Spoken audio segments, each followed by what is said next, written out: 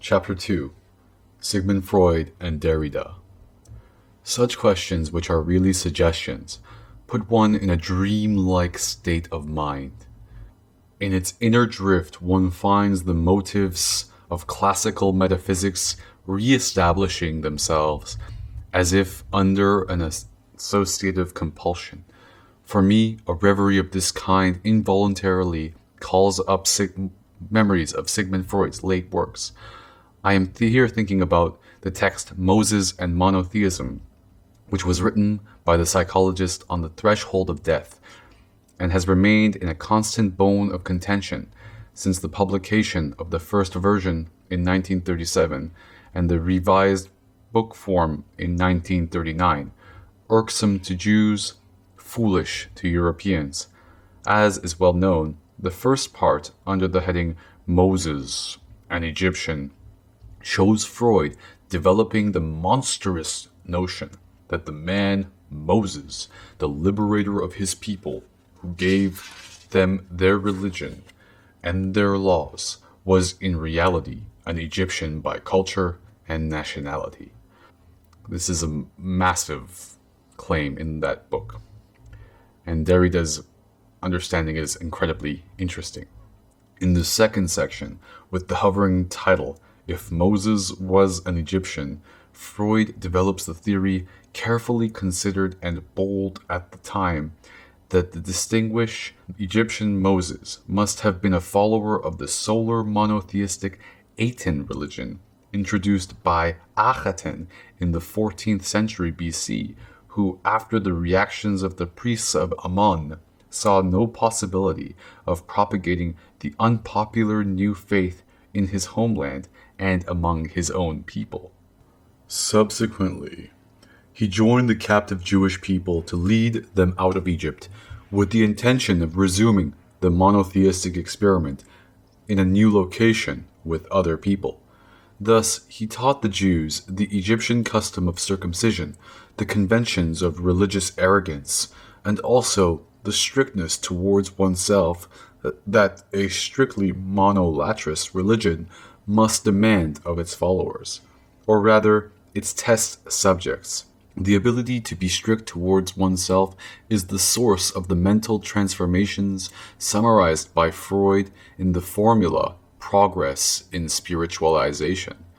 In the context of a reverie, there is a certain justification for bringing up this monstrous revision of Jewish history by the Jew Freud, as it constitutes a manner of prelude to what will later be referred to with Derrida's key term, différance. In Freud's interpretation, this shift or distortion first of all concerns the real recasting of roles in the monotheistic game, but equally the redaction of accounts of this, which are always subject to the tenacious requirement of making what happened as unidentifiable as possible. Freud writes, "The distortion of a text is similar to that of a murder. The difficulty lies not in carrying out the deed, but rather in removing its traces. One is inclined to give the word distortion the double meaning to which it is entitled, though it makes no use of it today.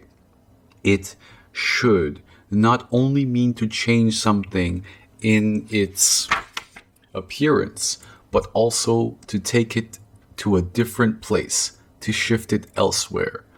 Then différance, viewed in the context of Freud's comment, refers not only and not primarily to the break with a full present as a temporal mode, but rather, first of all and primarily, to spatial displacement and redisposition in the casting of roles for a theological stage play.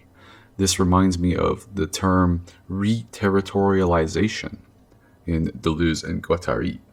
According to Freud, the true Egyptian drama is never played in the presence of the true Egyptians from that point on.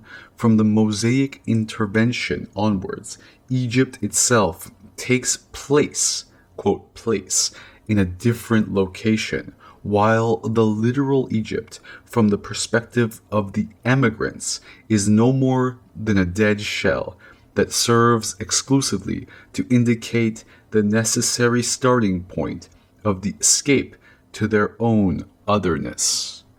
To be a monotheistic Neo-Egyptian in the true Akhenatanic sense, one had in future to take part in the religious experiment of Judaism as conceived by the man Moses. Consistently enough, this people, enlisted for a travesty, had to deal from the days of the Exodus onwards with the problem of its uncertain territorialization, or to use an expression Derrida especially favored, it was chronically haunted by this problem.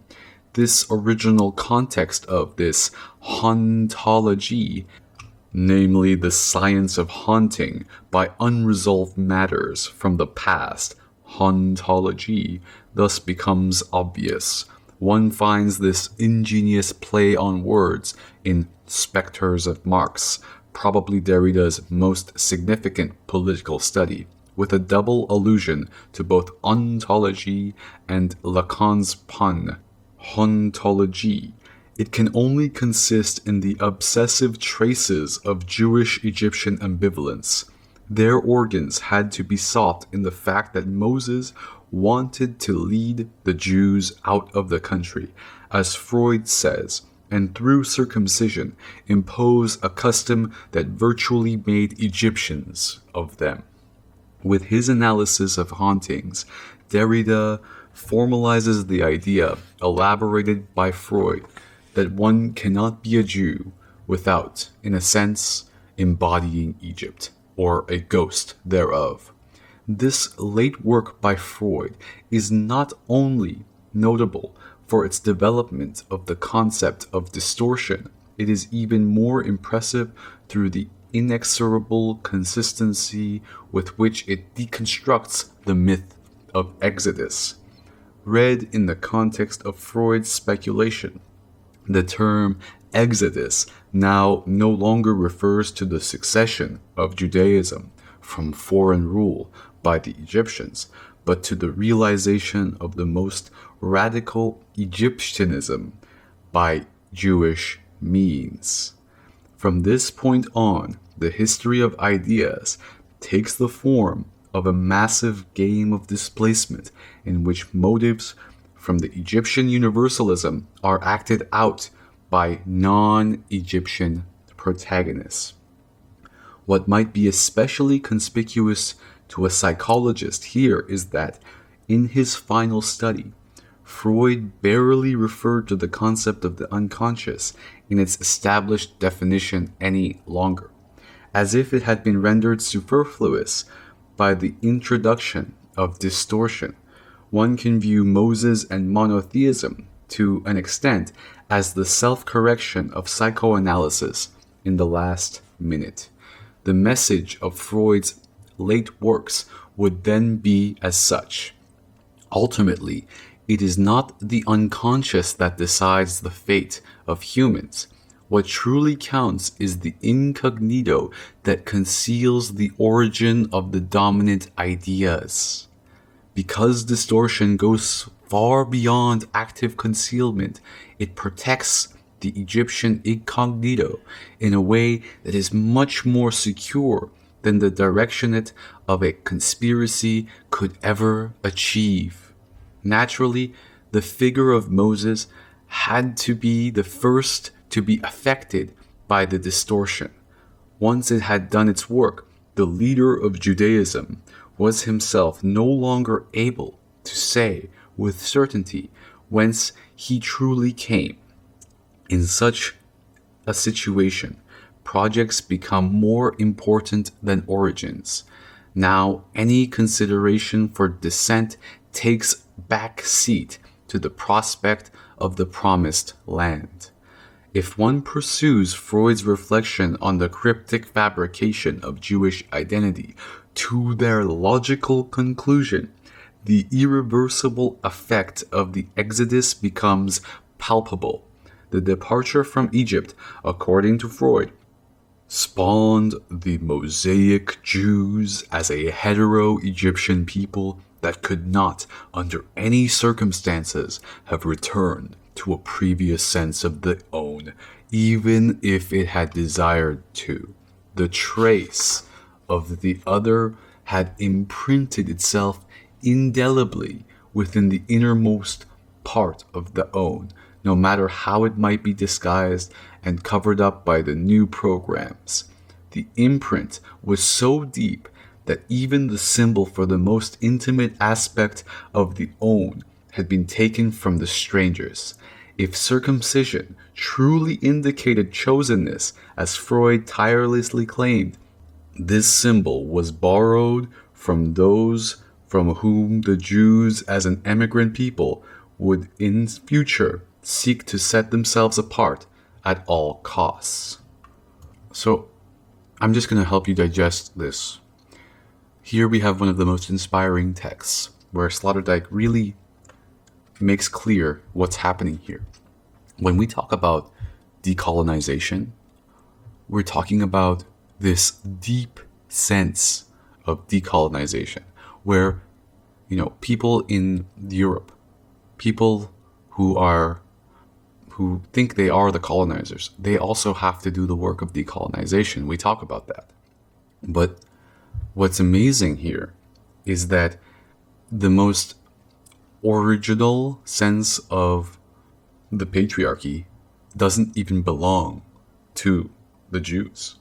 This circumcision, which the reasoning behind why circumcision happens is because you kind of take on the weight of your ancestors and you put it on your shoulders and you will become part of this tradition.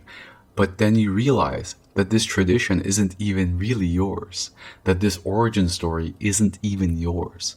It's Egyptian.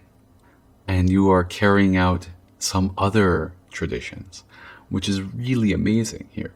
And I think that really this is what decolonization means.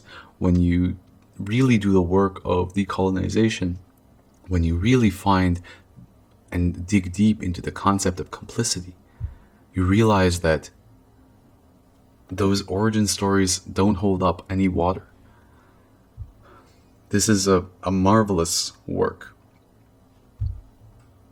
So you can see this men's rights movements regarding the importance of getting rid of circumcision as being almost really important without even knowing it.